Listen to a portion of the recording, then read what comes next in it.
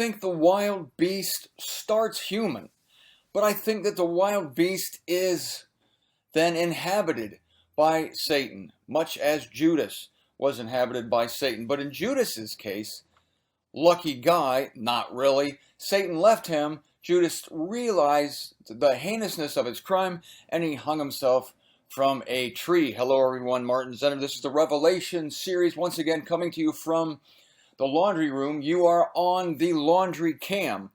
Welcome here. I have the idols behind me, the idol of the washer, the idol of the dryer.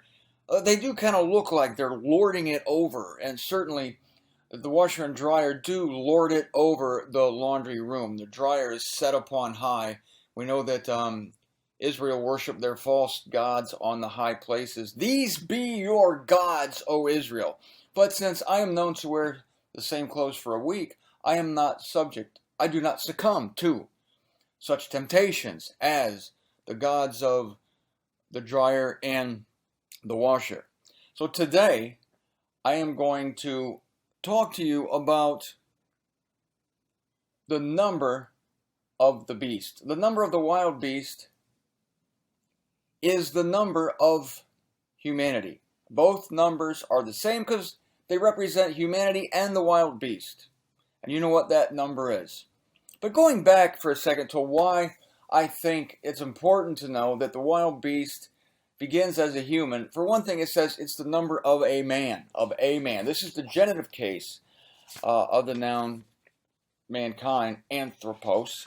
Let's look at the verse, and then I'll give you the reason why I think that the beast becomes inhabited by Satan. Well, I'll just tell you now, is because when the wild beast is cast into the lake of fire, he is tormented for the eons of the eons. The lake of fire is not the second death for three beings: the beast, the adversary, and the false prophet. I believe these to be spiritual beings. For everyone else, human beings, the lake of fire is the second death. But the lake of fire is not called the second death until the unveiling 2014.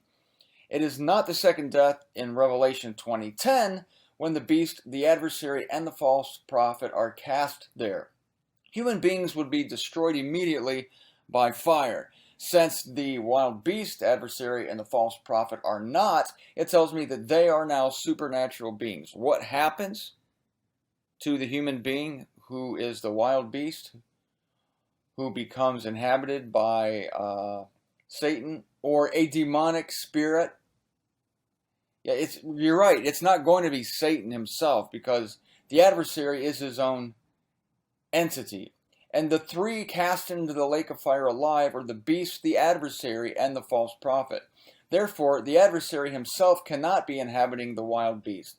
So it will not be it will not be a possession by Satan, as was experienced by our poor friend Judas Iscariot.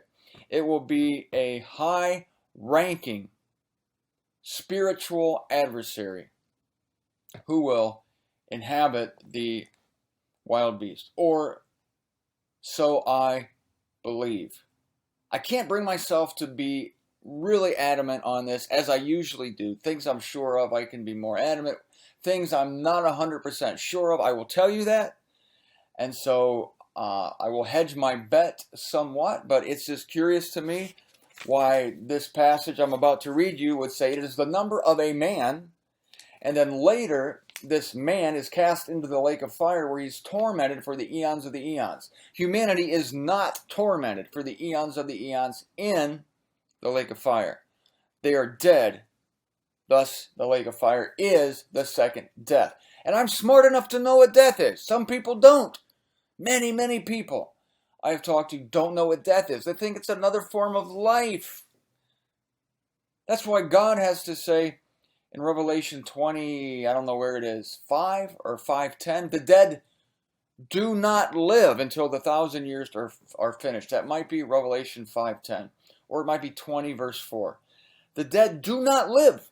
Dead people do not live. It seems a redundancy to say that, but it is necessary to say it because our spiritual sensitivities have been dumbed down, and we need to be told that dead people are not alive. Death is the opposite of life.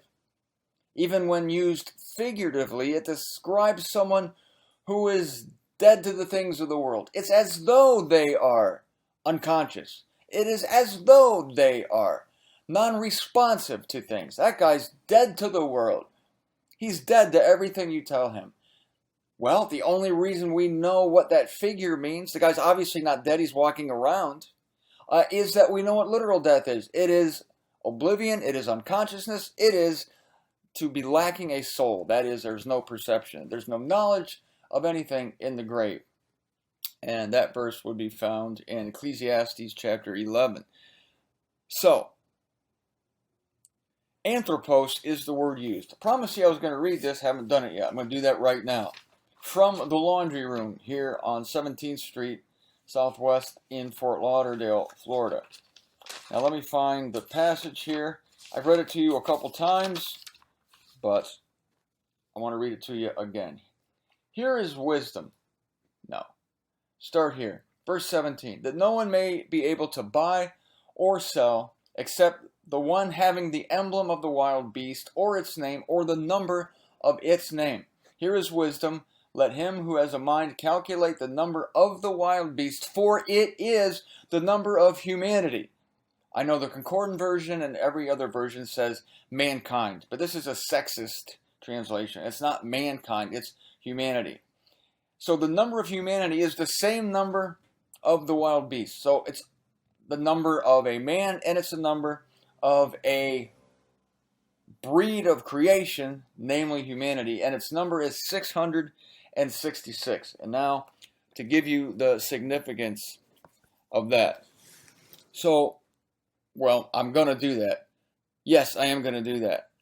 The precise form used here is the genitive case of the noun humanity. The genitive case says is of the. It describes who belongs to, what belongs to this. And this is a number of the man. It's the number of the man. It belongs to him. It's also the number of humanity. It belongs to humanity. So the number 666 is the number of a man because the man's name is appropriate to his position as the head of humanity. This is related. Humanity is obviously related to the person who at this late date of this eon will be considered the head of humanity, because in the man of lawlessness, in the Antichrist, will be concentrated all the attainments of humanity in alienation to God. All the attainments of humanity in alienation to God. In other words, this will be the best that humanity can do apart from God. And when I say apart from God, obviously, I mean in the relative sense, because nothing in the world can be apart from God absolutely, because he is operating all things after the counsel of his own will. Many people don't understand the difference between the absolute and the relative perspective. Some things are not of God relatively. Satan is not of God relatively. Absolutely, he is of God. It's a very simple concept. Some people don't have certain part of their brain that enables them to understand a simple concept like the absolute and the relative viewpoint. I hold you responsible, for instance, for waking me up at 7 in the morning. You're responsible. And your answer might be, how can you say that, you godless person? God is responsible for everything. You're going against your own teaching, Martin. God's responsible. Yes, I know. God is responsible for everything. But relatively, you're responsible for waking me up at 7 a.m. And you're not going to do it unless God causes you to do it. Of course, of course, of course. Down the line, back to the big desk that says the buck stops here.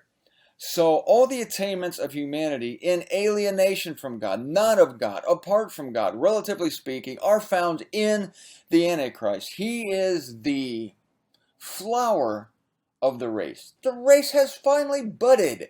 Spring has come for humanity.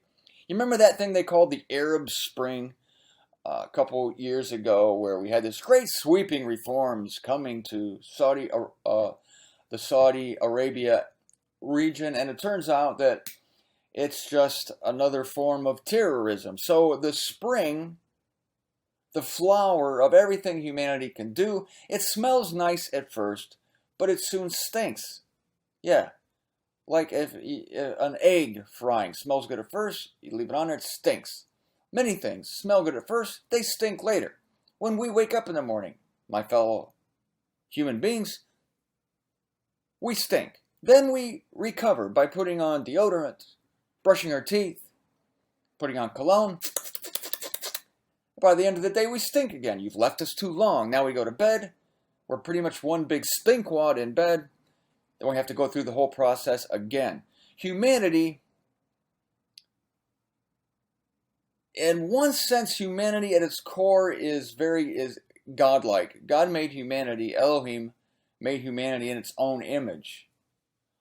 So there's that sense. But then there's this thing operating in us called death, and it's that mortality that causes us to stink, causes us to have to use deodorant and Crest, toothpaste, dental floss, all sorts of spritzes and sprays.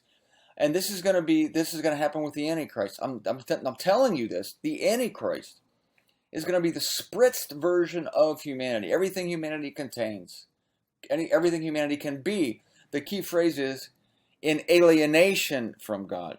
So it's most fitting that the number of his name should correspond with the number of humanity. And there is a reason why 6 is the number of humanity. And I'm looking at my time. And tomorrow I'll say this. I'm going to tell you what the number 6 means. Why there are 3 number 6s here. And why the Antichrist will be accepted as the fruit of everything that humanity can attain. But, unfortunately, it is done through the avenue of sin. And the avenue of sin belongs to that part of humanity that takes pride in appearances.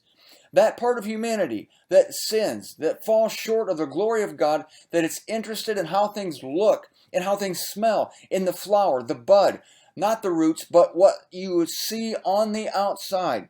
This is sin. It's all wanting of the glory of God. And the one person who is going to bring this outward admiration and this Hollywood wall type of admiration will be the man of lawlessness, the key word there, lawless, key word being sin. And unless you have been keyed by God to see things as God sees them and as the Spirit sees them, you will be looking at 666, and you will completely miss the importance and the import of 666.